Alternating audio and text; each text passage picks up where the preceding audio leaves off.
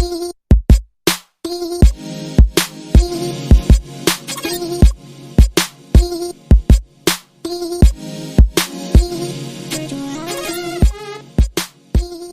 and welcome to another episode of the Arena Craft podcast. My name is Arjuna. I am your host. And today, Ikoria is around the corner and we're just like super thrilled to get into that format, get into that draft format, standard, all of the different formats that we can play on Arena. And I'm going to be covering that this week. A couple days, actually, we'll be dropping an episode about that. But before we go into that, this morning I had like an old Theros draft queued up on Arena, and I was like, I don't want to lose my gems on this, so decided to just go and play through that. And then later in the day, I was on my stream, I asked people what they wanted to do, and I was surprised a number of people wanted me to play some more Theros draft. So I did that, and it just like got me thinking that Theros was one of my favorite limited formats of all time.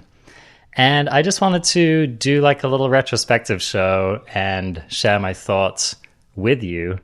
And I just wanted to slip it in as like a little bonus. So this is unedited. This is just like the rough cut.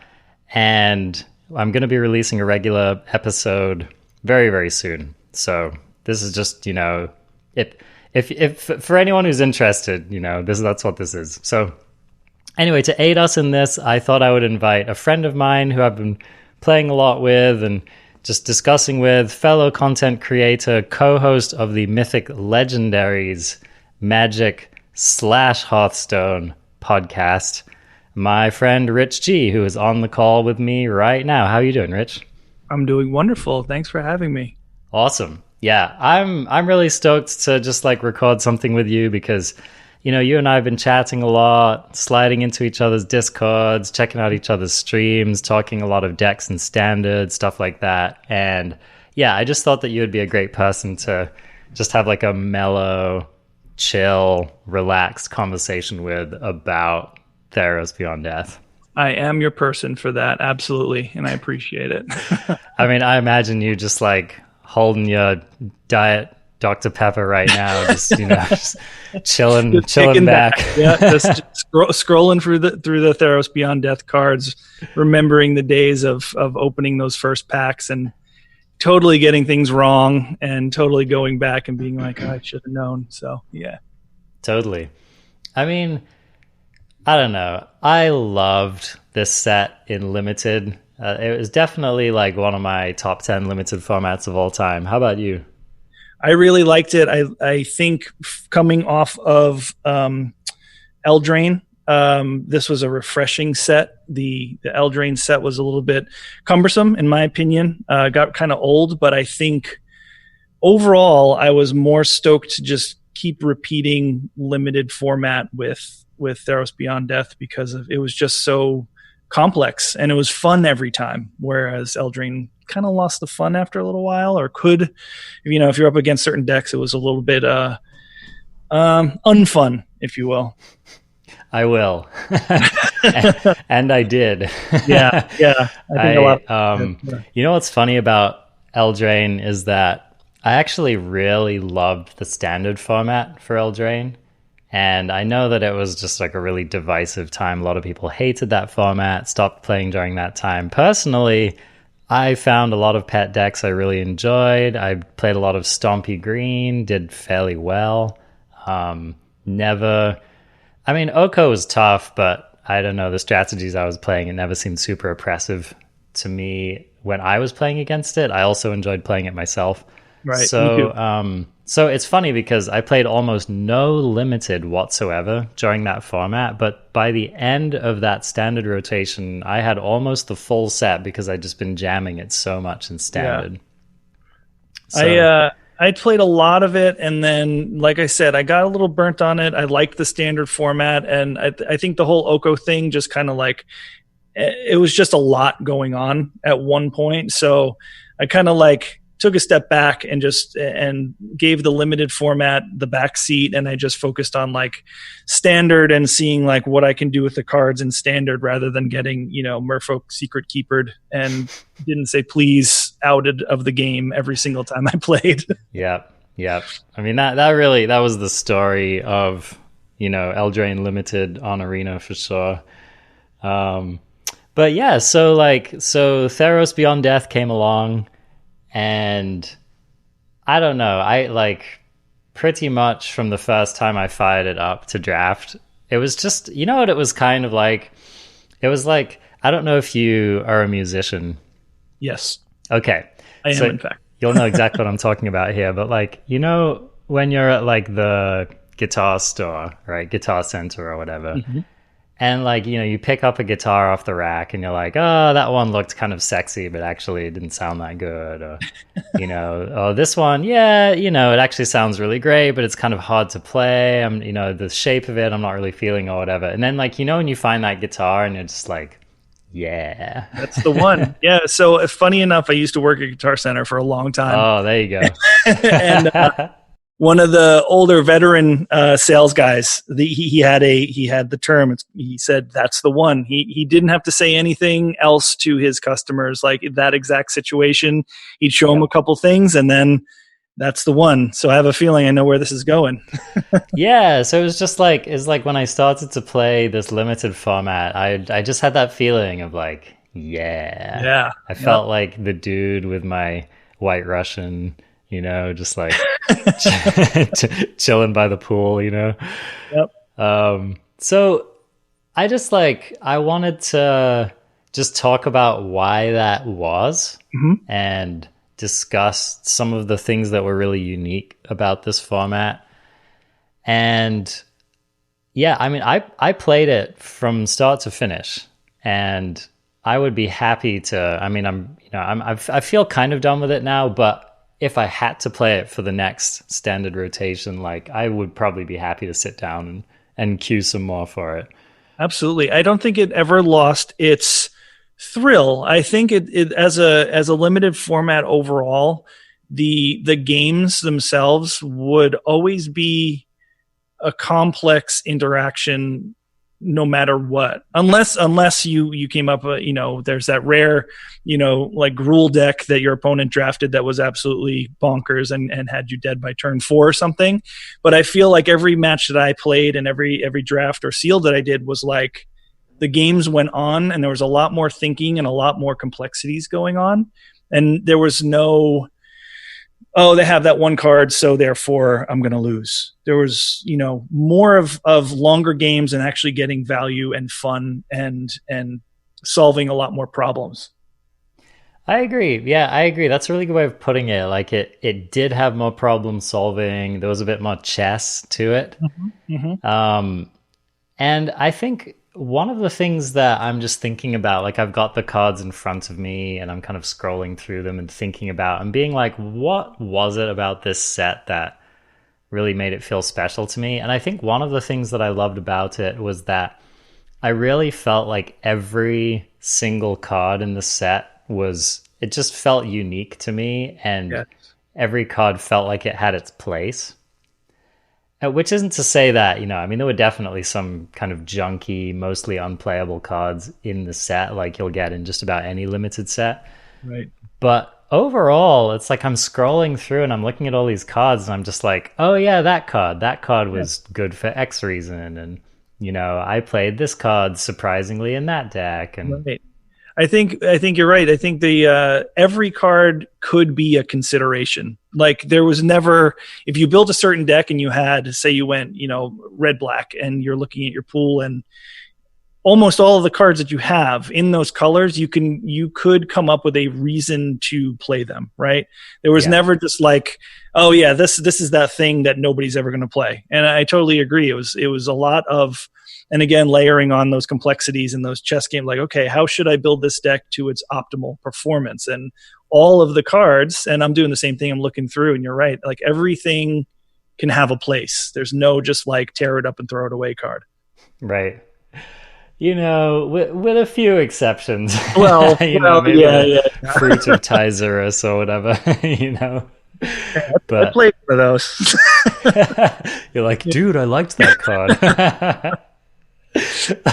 But yeah, so one of the things that I'm reflecting on as well is that one of the reasons I thought that this set was successful was that it didn't feel linear to me. Like, for example, you could build like an enchantment heavy deck, right? Or you could build a deck that had some constellation enablers or payoffs in it. But I never felt like, oh, I'm in the constellation deck. Right. As a result, I must take cards X, Y, and Z. Like, it wasn't like that at all. I really felt like I'd look at a pack and I'd be like, okay, well, yes, like that card will be good for constellation, but actually this card has like a stat line that I don't really have in my deck. Or, Right. Like I'm going to take this, or maybe it was like, I could choose between one kind of removal and another, but this kind of removal is going to be better in my deck because it is so and so card type or whatever, and so I really liked those nuances. I really felt like the dev team thought about that, and I really felt like it was just so cool to be drafting a blue deck and to feel like, cool, yeah, like I could play this Nyxborn Sea God or not, and like it had its place in a control strategy. It had its place in in the enchantment constellation strategy. Like there was just for just a 2/5 there was like a lot of play to that card, right, and a lot of consideration to it. And that's just like one of the many examples of how you can have a set, like a lot of sets will have just like an Ox, right? It's like a classic Magic Ox, so the 2/5 4-cost kind of beta, right? And it's just it's a nothing card, like you never play it. And I just love that this set had cards like that, but because in this case, because it was an enchantment, or maybe just because it lined up in a particular way, it felt really relevant, and I really like that. Yeah, the enchantment theme and the overall flavor of the set really lent to the color combinations not falling into just a very like specific line, and you were able to, like you said, you're able to sort of pick and choose and maybe actually divert from a certain archetype and be like, well, this will actually go better with this because of X, Y, and Z. There was just so much more flexibility, I believe, in just the creature types, in the enchantment types, in the colors, and the little bit of the bending of the color pie, so to speak, and being able to build decks that weren't just like, okay, this is red blue, okay, this is red black, and just those old standard deck types that we see in almost all of the limited formats. This just had so much more flexibility. I agree. Yeah, I totally agree. So let's get into the specifics a little bit. Like, Sure. what was an archetype or a couple archetypes that were either your favorite or just that you found yourself consistently having the most success with?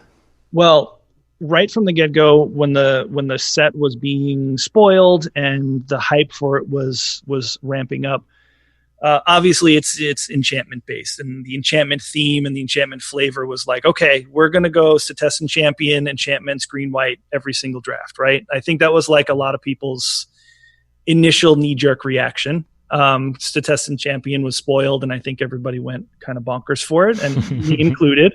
I just had the stars in my eyes, and I was like, oh my God, this is going to be crazy. So the first couple of drafts, I forced myself, even though the cards weren't there, I forced myself to play green white, and I had to shake that right away because that's the sign of a bad draft approach. So, well, how did it turn out for you? It turned out poorly. Okay. It turned out because I didn't do enough. Okay, so I didn't do enough thinking. I just thought jamming green and white enchantments together would make things work. Obviously, that's not the case. And after doing it a couple more times and doing a little bit more slowly paced drafts, and like what you were just saying, looking more into details, like what does this card do for other cards? How is this going to work with other creatures? How is it going to work with other spells? How is it going to work with my graveyard? Because escape was a thing that was like brand new to me, brand new to probably a lot of people. And I was like, okay, the graveyard matters a lot more this set than other ones. So that's something you have to consider. So I tried green white, and it's just because I had poor card selection, and I built the deck like hoping that if you just put it in a bag, you shake it up and then just pour it out, it's going to work. But that didn't so much happen because I realized green-white was lacking in removal. There's a couple removal cards in white for, artifact or enchantment removal, like Revoke Existence. You have a couple tricks, like Karametra's Blessing to make your guy indestructible for a second, but those are just like one-off things that weren't really going to hold you over on a or an aggressive red-black strategy that has things coming back from the graveyard. So I think after seeing a few drafts and a few sealeds, I realized that my selection should be more removal-centric and graveyard-centric and aggressive creature-centric than trying to make make an enchantment theme work or make something work that sounds good on the surface, but you really, really had to get the cards for it. Right, exactly. One thing I noticed was that the synergies were definitely there, but they just weren't necessarily as linear as you thought they were going to be. Right, exactly. So, for example, Shimmerwing Chimera, which is one of the cards, one of my favorite cards in the set, one of the cards that I thought really exemplified the set so well. Mm-hmm. It was itself an enchantment, and it dealt with enchantments, and so it was definitely an enchantment payoff, but the actual payoff of that card ended up being a lot more subtle than I think a lot of people thought. It would do things like it would trigger your Heliod's Pilgrims, right? Right. Or, no, sorry, I always get it confused. What's the other one? Pious Wayfarer. Pious Wayfarer, right. You can pick stuff up and you can trigger your Pious Wayfarers again. Or you could pick up an enchantment creature which had an Ichthyomorphosis on it or a Dreadful Apathy on it. Stuff like that. And so it's the synergy was definitely there, but it was hitting along some different lines than you originally thought. It's right. It wasn't just I jam my Shimmerwing Chimera, I get this Constellation trigger, next turn I get another Constellation trigger. You could definitely do that. Right. But that didn't end up being where a lot of the sauce in the cards actually was. And so that's just one of the things where I really did end up feeling like I was playing with unique cards as opposed to just here's another Constellation payoff, right? Exactly. It's funny you mentioned Shimmerwing Chimera, and that it's so at the pre-release, at the in-person pre-release, I built a blue-white deck because I opened a Dream Trawler and a Kiora Best of Sea God in my sealed pool. So, well, there you go. So there I go, right? So that's okay. I'm building my deck around that. So I had a Shimmerwing Chimera, and it was in play, and I had flashed in what's the white, the Omen of the Sun at the end of my opponent's turn, and had a Shimmerwing Chimera in play the previous turn. So then I'm reading during my upkeep. I'm looking at my cards, just reading them. And then I realized exactly what you just said. I was like, at the beginning of upkeep, return up to one other target enchantment. I'm looking at my board. I'm like, oh, Omen of the Sun's an enchantment. And I can flash it. And my opponent was like, whoa, that's cool. And it was just one of those bingo moments that it's not just when it enters the battlefield, it's an enchantment and you get a Constellation trigger. You actually have these little synergies that are paying off over and over and over again if you build your deck in that way. And I totally was just because I read my cards a little bit closer, which sometimes I tend not to do at a pre-release. You just kind of want to get your cards out and play. But yeah, so those are the little combinations that you have that payoff when it enters the battlefield for other cards. And then if you build your deck in a way that you're taking advantage of those little synergies, it can definitely add to a big payoff. And my opponent was smiling, but also sort of frowning because he's like, oh, okay. And he didn't have a way to deal with it. So that ended up, winning the game there. But yeah, I got wrecked by that exact combo. Did you really? I remember it very clearly. Yeah, it was probably about 12 1/1s by the time they alpha struck. And yes, it was disgusting. Yeah. Yeah. So, yeah, I think one of the things that exemplifies this for me is one of my favorite archetypes, which was black-white. Okay, yeah. Now, I think parts of the reason I like black-white is just that I'm not going to say it was underdrafted by the bots on Arena. I think it was a combination of the bots weren't as high on cards like Maya's Grasp as humans were. Oh my goodness, they were not. Yeah, Myers Grasp was just floating around, fourth, fifth to last pick all the time. Yeah, exactly. So that was definitely one of the things that skewed you in that direction. But also, just, as we kind of came to see, both the black and the white card pools were just very deep. Mm-hmm. So there were just a lot of late pick cards which were still surprisingly playable. And so anyway, this just led to my playing a lot of black and white decks. But what I really liked about that archetype was that there was no necessarily clear theme in that archetype, but it was like a really great melding of a lot of the different mechanics in the set. So for example, you had these really great devotion payoffs in both of those colors. You know, you had in white, you had your Reverent Hoplite, which is one of my favorite cards in the set. You get wrecked by that card all the time. Oh, so good. So good. Flicker of Fate on your Hoplite, you know, you're having a good time.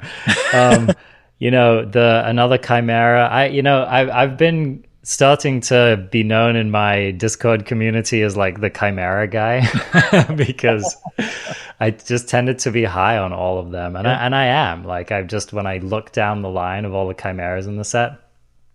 I mean, I'd have to I'd have to double check this, right? But I was just tended to be a fan of them. Yeah. And I felt like each one really kind of exemplified its color. And so I was a huge fan of the white Chimera. You know, I really enjoyed playing with Daxos. I was probably higher on that card than a lot of people were.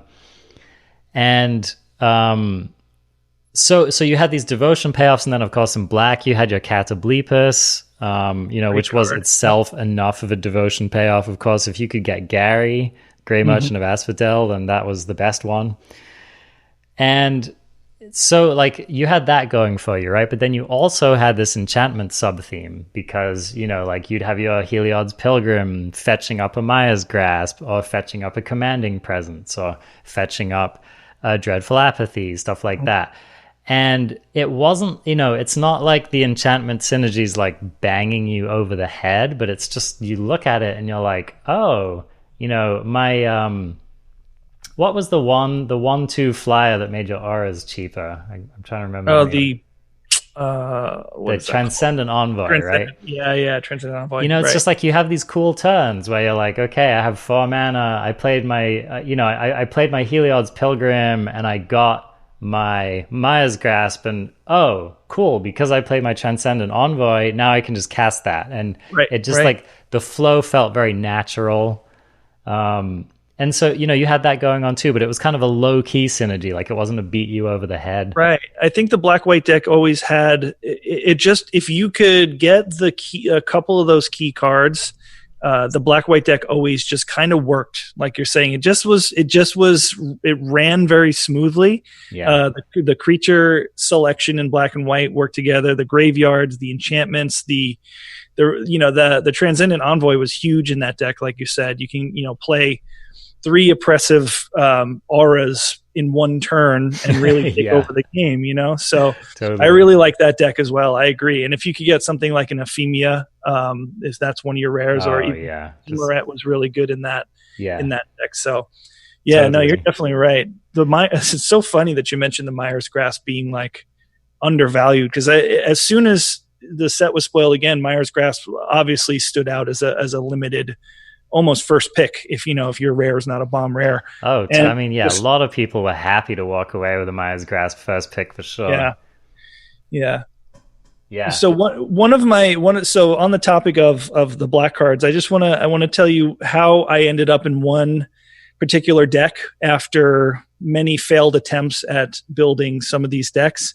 Now, just because we know the arena drafting is a little bit skewed, as we've mentioned, so it's a little bit easier to kind of get into this kind of thing. But I think this was the best deck I ever drafted in the amount of limited I did for Theros Beyond Death.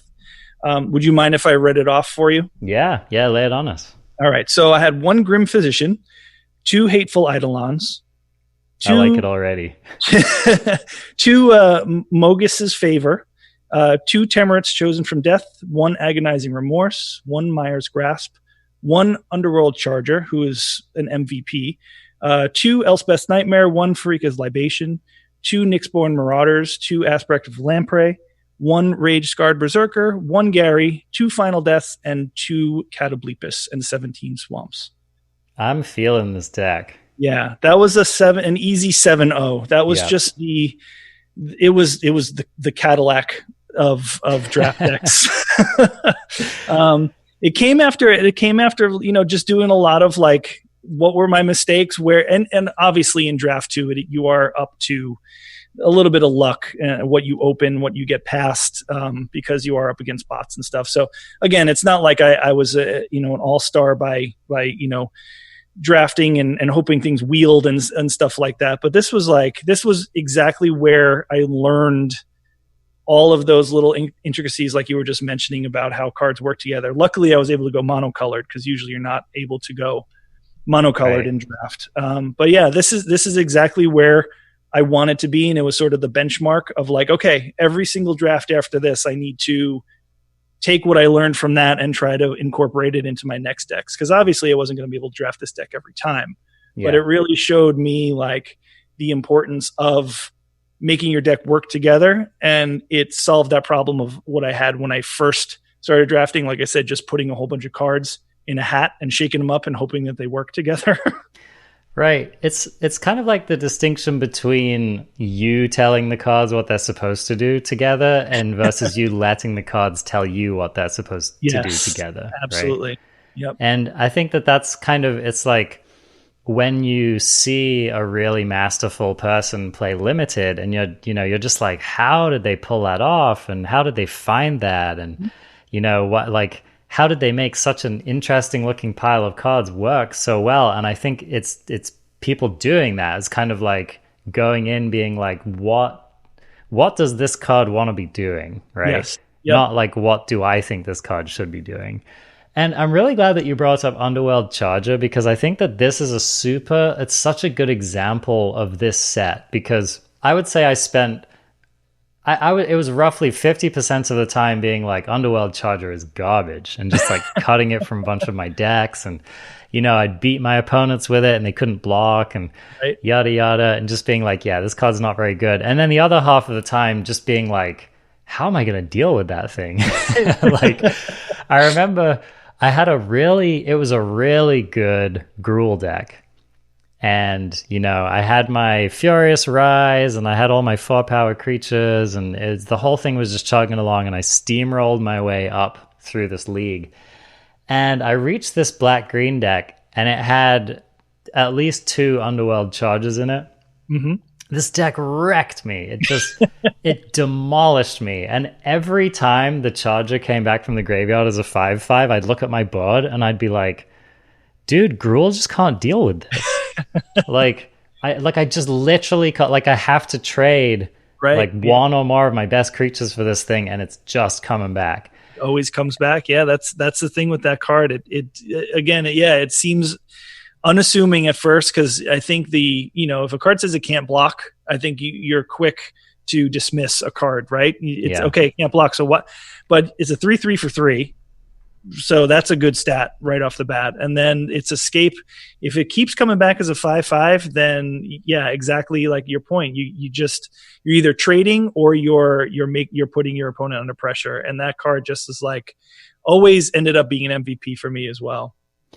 I think it's a card that really forces you to evaluate your role in the game, and really forces you to just evaluate what your deck is trying to do, because that match taught me a lot, because I was thinking incorrectly coming into that match, like, I am Gruul, I'm the aggro deck. Yes, I'm going to smash, right? And I was playing against this black-green deck, and I was like, they're black-green, they're the value deck. Right. And both games, they just outraced me, They were like, no, actually, my creatures are also really efficient and really aggressive. And the difference is mine come back. Right. Yep. Bigger. And, yours don't. But, it's like you have that Rage Hound. That's kind of cute. Or, I did like I probably had a Chimera or 2, something like that. But it was just like when I was looking at the way that my stats lined up against my opponent's deck's stats, it was just this light bulb moment for me where I was like, I have to be trying to play like the control in this, in this matchup, and you're on defense, and my deck's not good at it, and so it was just like a really educational moment. And so I love when there are cards like this in the set where you could line up a bunch of people and half of them would be like, Charger is trash, I never play that card. And the other half are like, no, it's actually really good. Yeah, no, actually, yeah, play it one time and you'll see why it's not trash. Yeah, I think it's definitely once it's in a situation where you see it do what it's really meant to do, you're like, oh, I get it now. And I think you just mentioned the Chimera, the Loathsome Chimera, the green one. Is that that card's also a beating. That was such an under. I didn't treat that card with enough respect. The Loathsome Chimera, the 4/1 green for 3, and it escapes with a 1/1 counter on it. I always let it die, and that was the biggest mistake. I would kill it if my opponent had one, and seeing that thing come back as a 5/2, yeah. Mm-hmm. Like even though it's a 2 toughness, I was like, okay, now they have 5 power on board, and it's that same exact situation. Now I have to block it, and I have to lose a creature, and that thing's going to come back. Yeah. And, I have to say, as the format went on, I only gained appreciation for the Loathsome Chimera. So it's really funny. At the beginning of the format, it was like all about Voracious Typhon. Loathsome Chimera is kind of like Typhon's, dorky younger brother or whatever, right? And as time went on, I got higher and higher on the Chimera and lower on the Typhon. And it's not that Typhon's not still good. I mean, I'm definitely going to pick it. I'm definitely going to put it in my green decks, and I'm going to be happy about it. Mm-hmm. But just being able to slam 4 power on turn 3 as opposed to turn 4. Yeah.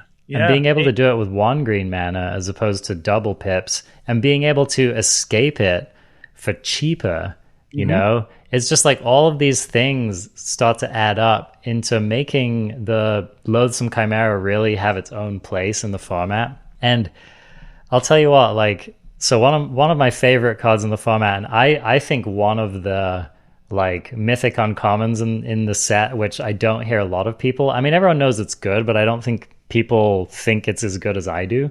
But was a Nessian Hornbeetle. Oh my goodness, I love that card, dude. Oh my goodness, it's undervalued. It's okay. There may be a few games where it came down and didn't do much, but the majority of the time, that was the card that ended up killing me, or that was the card that I had to deal with. It's it's not a good sign when you're looking at your opponent's board and you're like 2-drop, 3-drop, 5-drop, 5-drop, 5-drop, and you're like, I gotta kill the 2-drop. That's the thing that's gonna run away with this game. Absolutely. I saw so many times where I would play that card and line it up in the correct way where it just started getting bigger the turn it came out, and my opponent wouldn't deal with it. And I don't know if it was a matter of thinking the bigger things at that moment were more important to deal with, but if let go for 2-3 turns and you're looking at a 6/6 and then a 7/7, it's one of those cards where you have to deal with it immediately or it's going to run over you. Trample or not, you're gonna end up trading with it, or you're just gonna end up losing to it. Totally. Yeah, I remember there was a moment I had with that card where I was looking at my hand. It was turn 4. I had 4 mana out. And I had the Hornbeetle. I had a 3-drop. I had a 4-drop. I looked at what I had on the board. And I was like, okay, well, I could play this other Chimera, or I could play my Voracious Typhon or whatever. And I was like, but if I just drop this card this turn, it's going to get a counter. And next turn, it's going to be attacking as a 4/4. Mm-hmm. And I was like, this is the best card in my hand. I'm just going to play this because it's going to be my best creature next turn. It's a 4/4 for 2. Yeah, it was I could play this other stuff, but this is actually going to be the best one to play right now. And so it's just things like that, I think really... And so a card like that is what makes the Loathsome Chimera so good, right? Because being able to curve the Nessian Hornbeetle into the Chimera is just it's so hard for decks to deal with. You're just, on turn 4, you're swinging with 2 4/4s and I'm 2 4-power creatures anyway. So that was just and I think this set had a lot of really strong 2-drops, and that's often a feature of some of my favorite formats, is when you can have 2-drops that really define a game. Mm-hmm. So, like the demigods, for example, Oh, the Timuret, demigods. Yeah. Daxos. Yep. Sorry, go ahead. No, go ahead. I was just looking at I couldn't remember the green one. What was she called? Renata. Oh, Renata, yeah. Yeah, yeah, but she's a little bit more expensive. She's 4 for an O3, but I was just All being right, 2-3, right? O3, and then yeah, she's a 2 for the devotion. Right, right. Oh, right. Okay, that's right. I forgot that aspect of it. Right. So yeah, it's just like, but anyway, like talking about these 2 drops. There were just like so many really impactful ones. Like, let's talk about the Lampad of Death's Vigil. Yeah. This is a card that I was just like, I keep getting higher on this card as the format goes on. Like this is another one of these cards which you'd reach the end of a game and you'd be like, this dorky 1/3 is my most powerful card. Right. Or like you have those games again where you have like a final death and your opponent has a Lampad and you're like, like that's the card I need to kill this turn. Yep. Because that thing's just going to kill me, right? Yeah, and the ability to feed your graveyard too. It was the synergy with that card was awesome. Just being able to bring things back, kill them if you need to, do those extra couple points, save yourself a couple points. The card was really sort of an engine, so to speak. It was good in the early game as a 1/3 for a blocker, but as the game goes on, you're right. It just ended up being sort of an engine keeping things going for either yourself or your opponent, and you had to get rid of it. Totally. So, all right, let's go through some of these other 1/3s then, because I think there was a lot of conjecture around these. How did you end up coming down on Nessian Wanderer? I liked it in the beginning because, of course, like I mentioned, the enchantment sub theme, and it ended up actually being cumbersome in a couple decks because I would play my enchantments and I would get the constellation trigger and I would grab a land, and then I would just end up having a bunch of land in my hand. It didn't really, it got me the land I needed, but it didn't seem to do much more than that,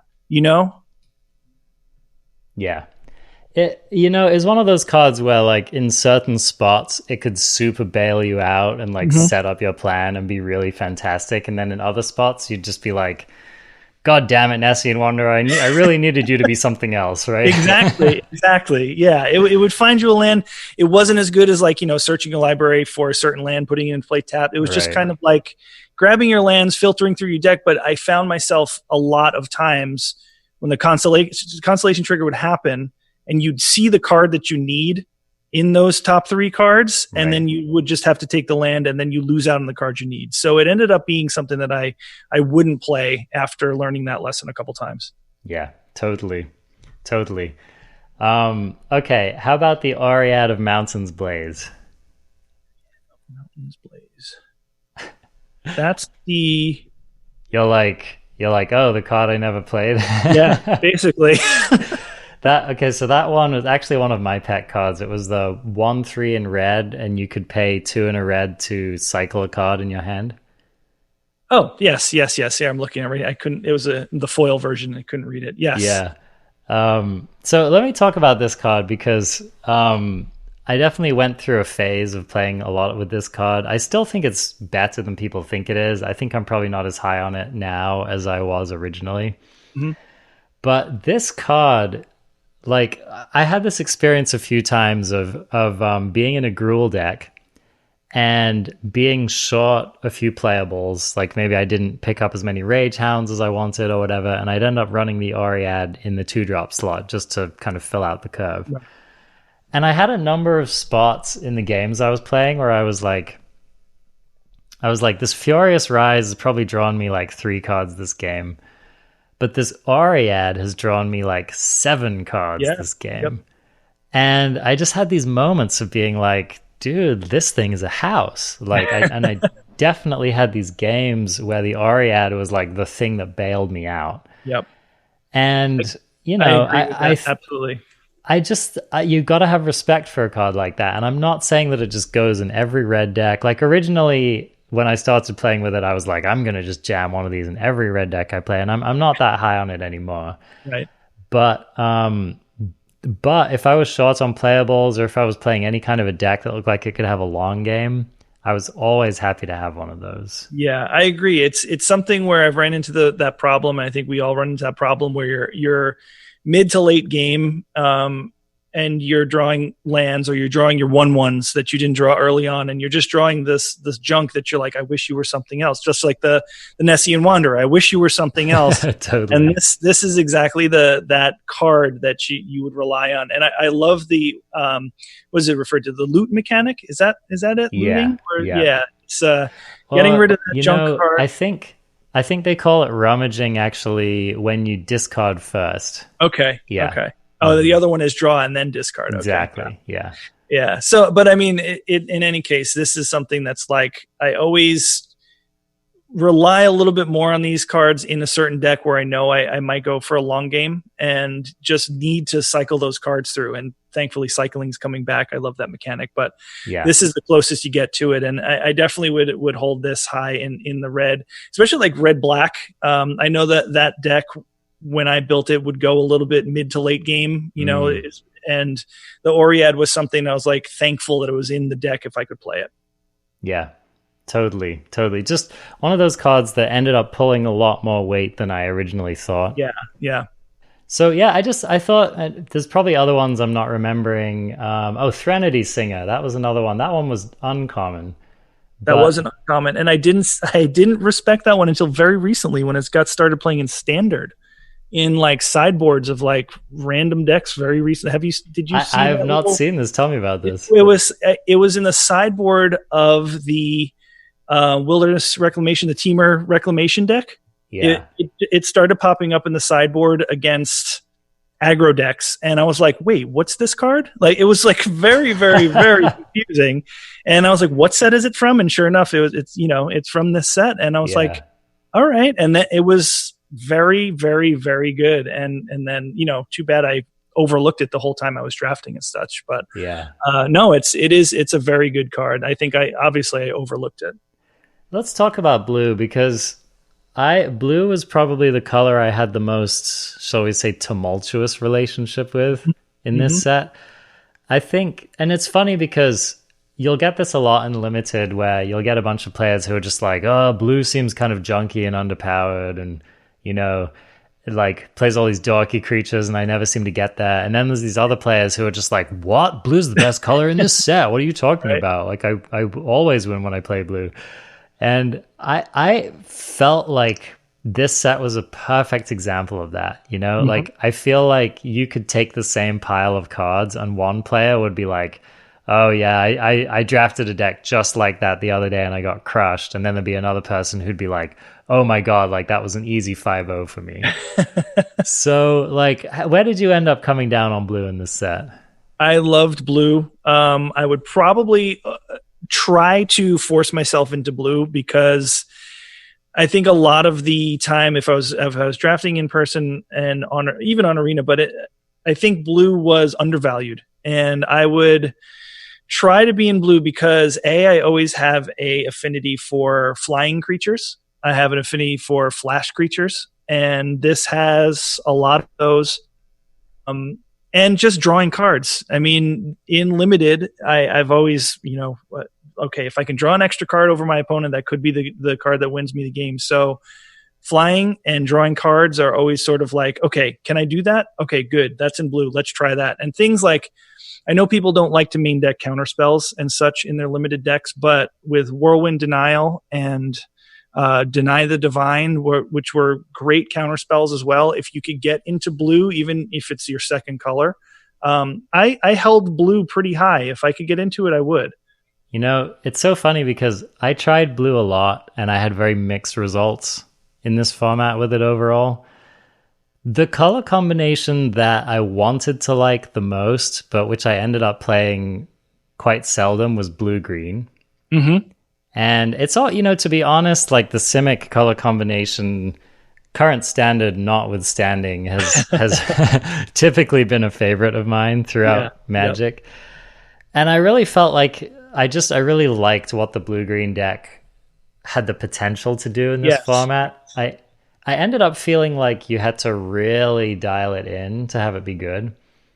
Or Eutropia was the key, right? definitely. Eutropia is like if you get an early Eutropia, then you want to build your deck around that. But Yeah. if you can't and you get halfway through pack 2 and you're not there, then you're screwed. You're like then you're just fumbling to put something together. That's it. It was a deck that was definitely very, very dependent on getting those powerful uncommons like Eutropia, Shimmerwing Chimera. Even one of the Krakens could really take your deck up a notch. But when that deck did come together, it was just so sweet. Yes, and so that was definitely one of my favorites. But my favorite, sorry to interrupt. Go for it. I think the all-star common in blue was absolutely Riptide Turtle. I don't know about Riptide Turtle, but that card won me many games, saved my butt a lot of times. So I have to give a shout out to Riptide Turtle. That's the 05 Flash Defender for 1 blue and 1 colorless. So again, this is one of the reasons this set is so great, is that like I've been consistently disappointed with Riptide Turtle. And I don't know if it was just like my opponent had Death Touch creatures, or my opponent ended up just outscaling it, or it's hard for me to fully account for it. But like I'd have these sweet decks where I would have like the rare that drew you cards when you played on your opponent's turn. Oh, the Hippocamp? The Hippocamp, yeah, exactly. So I'd have my Hippocamp, I'd have a couple of turtles, I'd have some counter spells. I'd be like, yeah, we're doing it. This is great. And I would just like throughout the course of the game, I'd be like, oh, I drew an extra card. Oh, it's this dumb turtle. Or like, oh yeah, I just got so much card advantage. Now I'm gonna play my 2/2 Flash Flyer, and my Vexing Gull, yeah. And it was one of those things where again, it's like I could tell this to some players, and they'd be like, "Oh," and then you totally won the game from there, right? And I'd be like, "No, I got annihilated," because I had 05s and 2/2 Flyers. So I don't. It's just like that's one of the cool things about this format. Obviously, is that. Like the fact that you can have such a range of experience with the same cards, I think says a lot. I have had a number of decks. Like I think one of the experiences that super turned me off to playing blue was I had this just disgusting, amazing blue-black control deck. I managed to pick up a Planeswalker. Why am I forgetting the name? The blue-black nasty Planeswalker. Ashiok, yeah, exactly. Yep. So I got Ashiok 5, and I had the counter spells, I had a Hippocamp, I had the turtles, I had some final deaths, I had the removal, I just had everything, I had Thirst for Meaning. I just like I felt like I had it all. I felt like I built. Yeah, that sounds like you had it. Yeah, I just like built this perfect example in my mind of that archetype, right? And I also, I felt like I piloted it well. I didn't feel like I made any grave mistakes or whatever. And like I went 1-2 in my draft, and and I just was like, that's it, dude. Like, have you ever had one of those experiences where like you felt like you had the perfect deck and you played it and it sucked and you were just like, I'm done? Like, absolutely, I've been there many times. Yep. So I got that. What was it about that deck that what was the experience? What happened that made you go 1-2? Was it not drawing the cards you needed, or was it a combination of your opponents having a better situation in the decks and the games, or what was there? Yeah, this is what it came down to for me. I felt like I outcarded my opponents, and I felt like the cards I was outcarding them with just didn't matter. Okay. So I was like, when I looked down at my board, I was like, okay, I drew all of these cards, but I have 2 05s. I have a 2/2. Maybe I have this 2/2 Flyer, which was just like immediately outclassed by my opponent's Flyers, right? it's like, sure, I'd counter a number of their spells, but it's like eventually my opponent would just like, They're gonna catch up. Yeah. yeah, they just top deck the stupid like 4/5 war leader. And I just like didn't have a counter spell that time, and I was like, great, like I'm just gonna lose to this stupid card now. Or like, like I'd get my Ashiok down. I'm not saying Ashiok's a bad card. I mean, I would happily start any draft with Ashiok. Of course. But I remember like I was playing against this red black player, right? And it was such an annihilation. Like I resolved my Ashiok and I was like, yeah, I got my Mythic, and like they played the rare Phoenix and they were just like, your Ashiok's dead, That was my experience too with a lot of my bombs, or if I happen to open a planeswalker, that exact thing happened to me more times than I can count too. It would come down, it would do its thing one time, and then it was dead the next turn.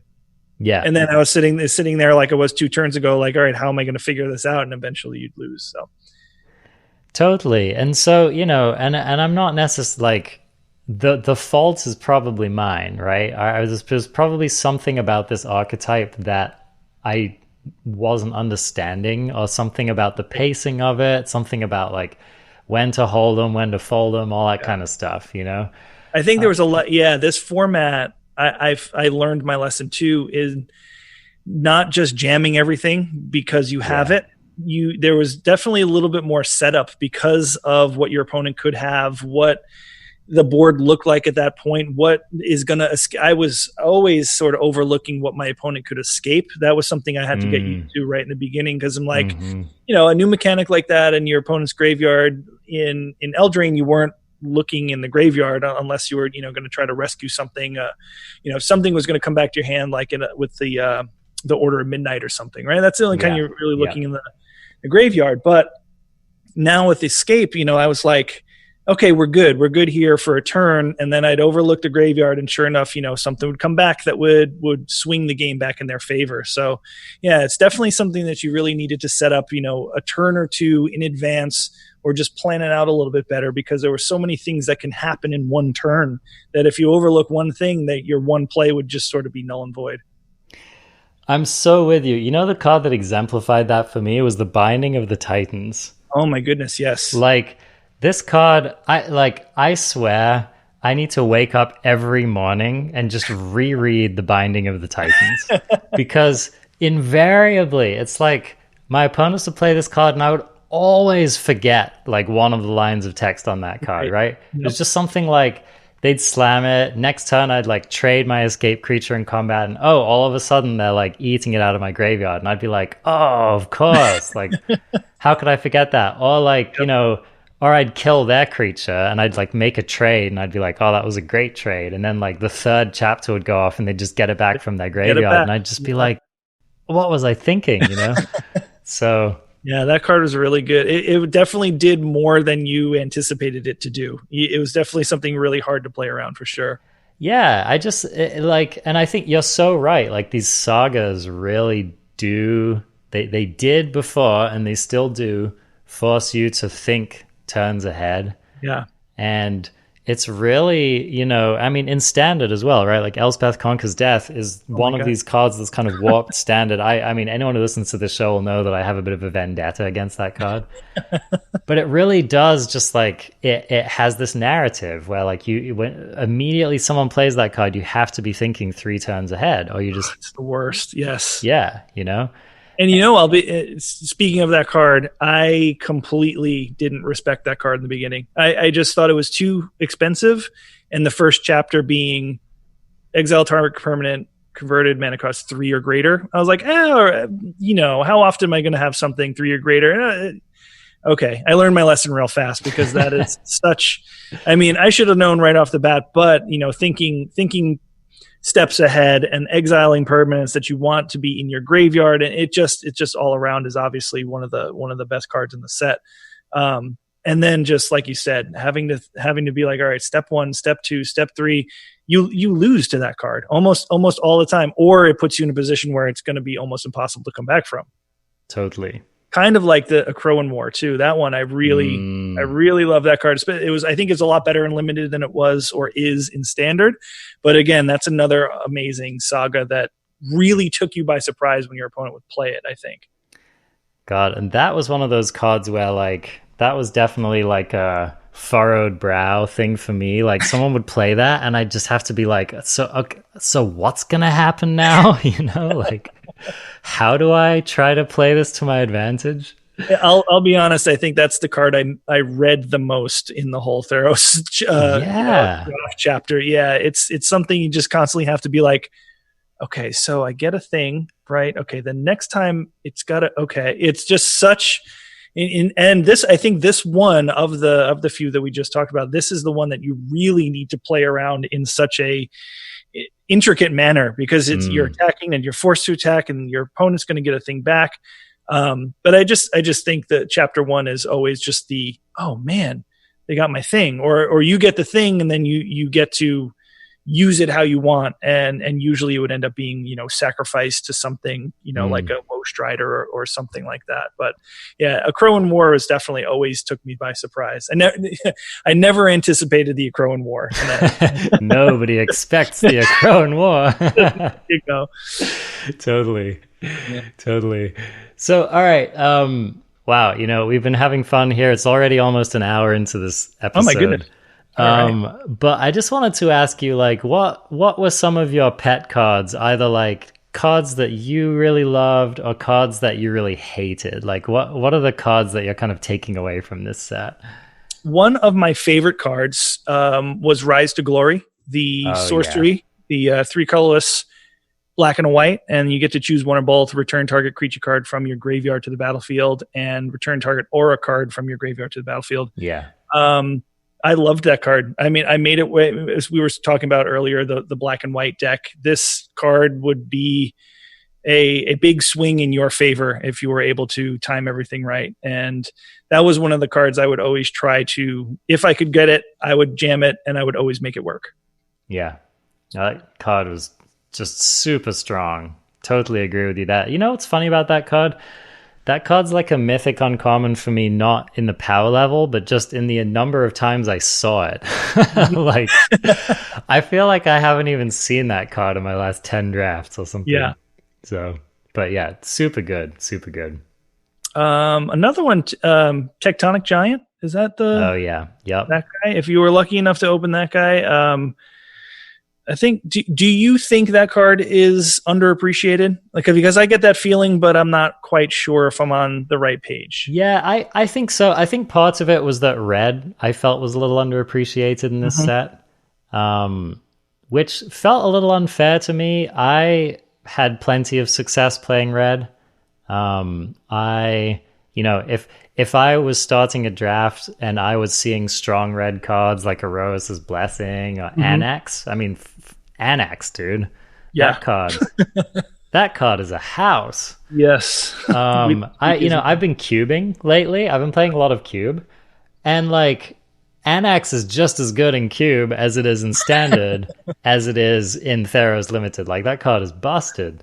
Yes, it is. So, like, if you see cards like that, I would without hesitation go into red, and I ended up feeling like it was, fine. So, but yeah, no, I think the Tectonic Giant is really good. I mean, I would be happy to first pick that card. No questions asked. It's a little bit of a shame that it's like not quite standard playable. Yeah, it's right on the border, kind of a little bit too expensive or slow or whatever, but it's definitely good limited rare for sure. Yeah, if it was a 4/4 instead of a 3/4, I think that would cover a lot of the gap. Yeah, those a lot of those 3/3 rares, they die to that, that Scorching Dragonfire, and then that's that. So, Stinging Lionfish in blue. I was a fan of Stinging Lionfish. That was, if you can get into blue-red with a Mischievous Chimera and a bunch of other do things on your opponent's turn, that deck, if you were able to draft that, I loved Stinging Lionfish in multiples, of course.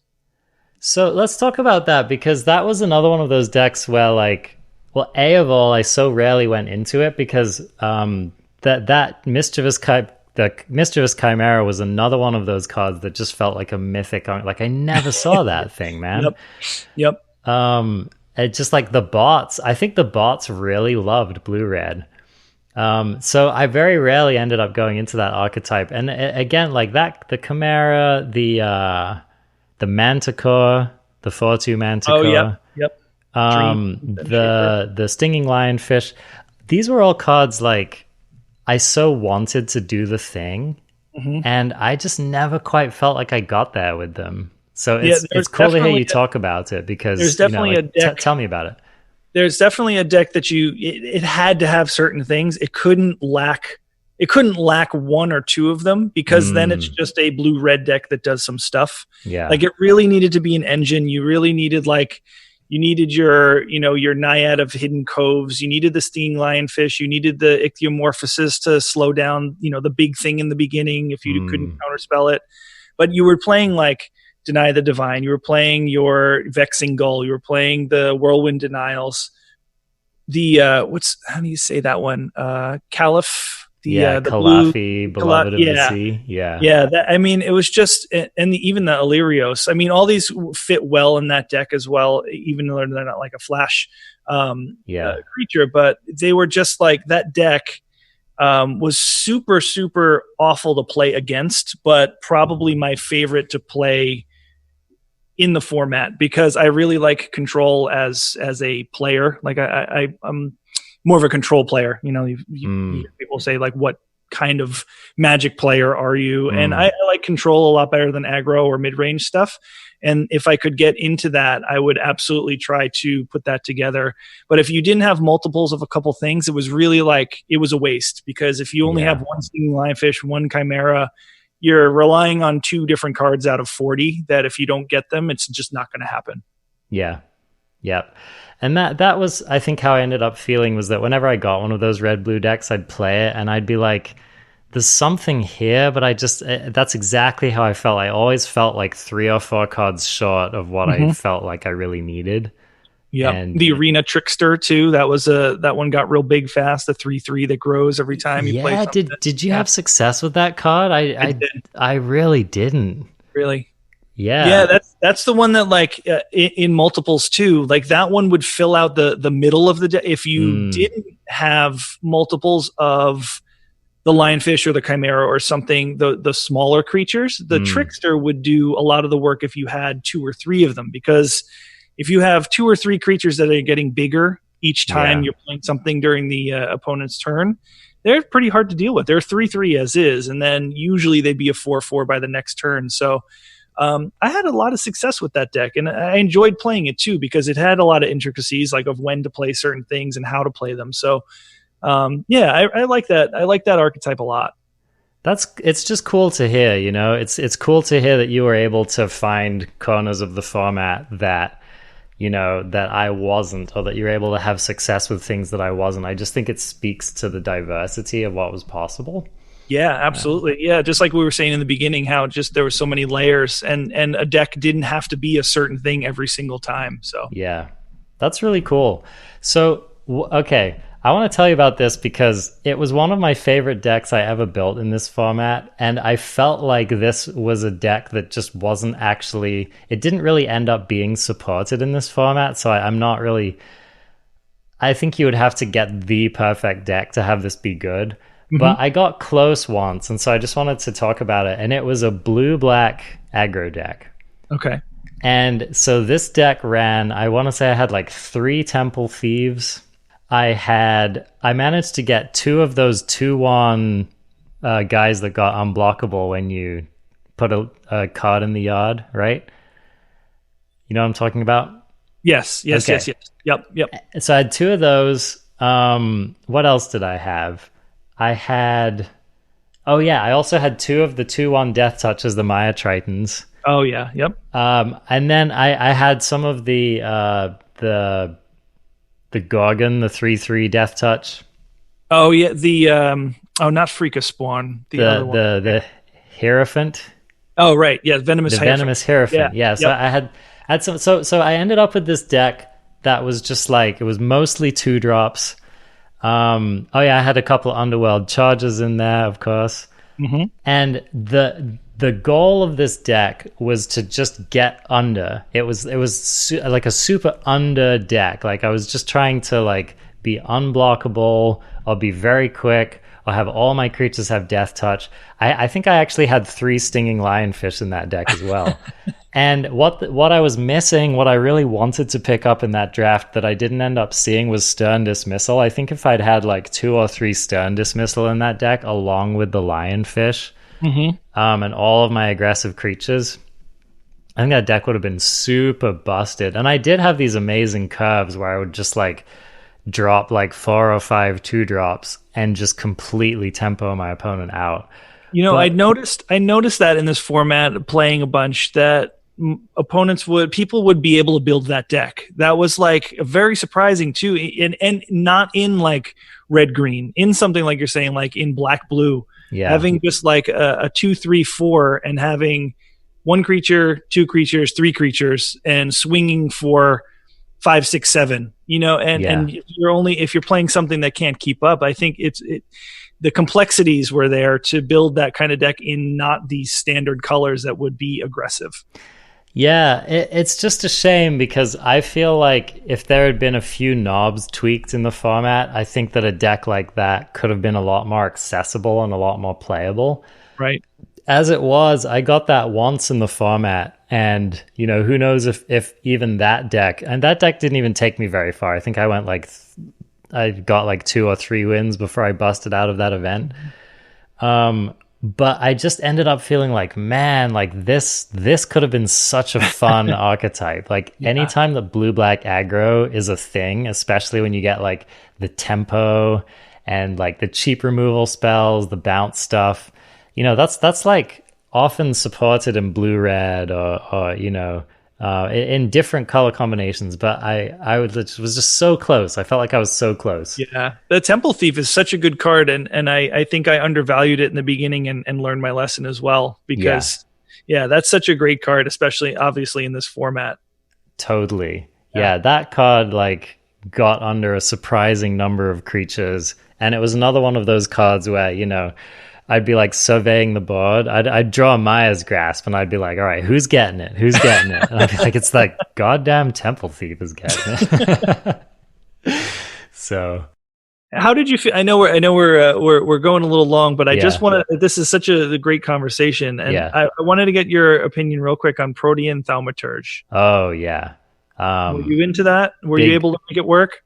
Big fan of that card. Me too. Yeah, especially in the Simic deck, in the blue green deck. That thing was just a house. It really was.